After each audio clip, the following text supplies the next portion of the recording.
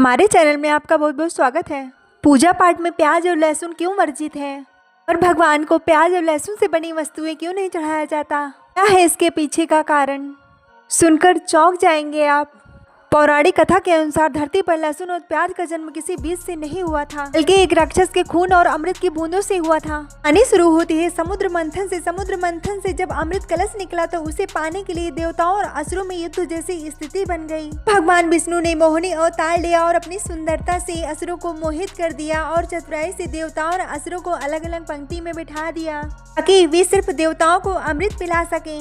एक असुर बहुत चालाक था, उसका नाम था स्वरभानु। वह समझ गया कि मोहिनी असुरों को अमृत नहीं देगी। उसने तुरंत अपना स्वरूप बदला और देवता बनकर चुपके से देवताओं के बीच में जाकर बैठ गया। असुर मोहिनी के स्वरूप में खोए हुए थे। सूर्य और चंद्रमा के बीच बैठा था। मोहिनी ने उसे देवता समझकर अमृत पिला दिया, लेकिन जैसे ही उसने अमृत पिया सूर्य और चंद्रमा ने उसको पहचान लिया और शोर मचा दिया कि यह असुर है। भगवान विष्णु ने उसी समय अपना सुदर्शन चक्र चलाया और स्वरभानु का सिर धड़ से अलग कर दिया। एक चमत्कार हुआ, सिर बना राहु और धड़ बना केतु। और जब उसका गला कटा तो खून की कुछ बूंदें धरती पर जा गिरी। चूंकि उसने अभी अभी अमृत पिया था, इसलिए उसके खून में अमृत की बूंदें मिली थी और जहाँ जहाँ वह खून गिरा वहाँ वहाँ पर अमृत की मिश्रित बूंदें गिरी और वहीं से प्याज और लहसुन की उत्पत्ति हुई। की वजह है प्याज और लहसुन में अलग अलग दो विरोधी गुण पाए जाते हैं।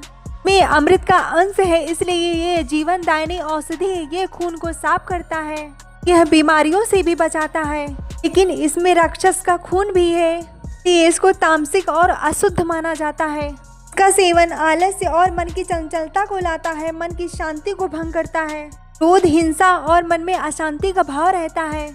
वेद और भगवत गीता में प्याज और लहसुन को राजसिक और तामसिक खाद्य पदार्थों में बांटा गया है। सामग्रियों के औषधीय गुण तो है, लेकिन यह तंत्रिकाओं को उत्तेजित कर सकते हैं, जिससे ध्यान और आध्यात्मिकता में बाधा आ सकती है। राक्षस से उत्पन्न माना जाता है, इसलिए इसे पवित्र नहीं माना जाता है। खासकर ये धार्मिक अनुष्ठानों और व्रत में यह धार्मिक साधना के लिए हानिकारक है, इसलिए पूजा पाठ में इसका उपयोग वर्जित माना गया है।